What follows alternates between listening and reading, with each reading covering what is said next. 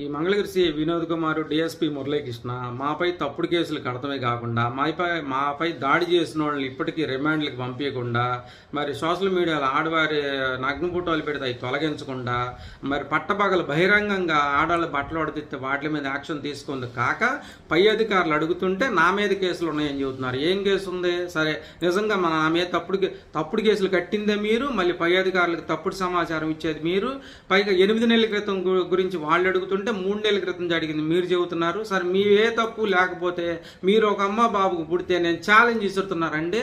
మరి ఏ సెంటర్లో, మంగళగిరిలో మిద్ది సెంటర్లో అయినా సరే, లేకపోతే వడ్లపూడి సెంటర్ అయినా సరే, నరసింహసాంగుడు అయినా సరే, లేదా మీ పై అధికారుల దగ్గరికి వెళ్దాము. మీరు తప్పుడు వాళ్ళు మాపై తప్పుడు కేసులు కట్టారు, అవతల వాళ్ళకి అమ్ముడు పోయారు, లంచాలు తీసుకొని కేసులు కట్టారని నిరూపించలేకపోతే మీ కాళ్ళ కింద దూరతా. మీరేం చేస్తారు? ఆ పై అధికారుల దగ్గర మాకు ఎటువంటి న్యాయం చేస్తారు చెప్పండి. మీకు దమ్ము ఉంటే, మీరు ఒక అమ్మ పుట్టుంటే. అట్లాగే ఈ వీడియో ఛాలెంజ్గా తీసుకుంటే ఈ వీడియో నచ్చితే లైక్ చేయండి, షేర్ చేసి సబ్స్క్రైబ్ చేయండి. Thank you. మీకు మంగళగిరి.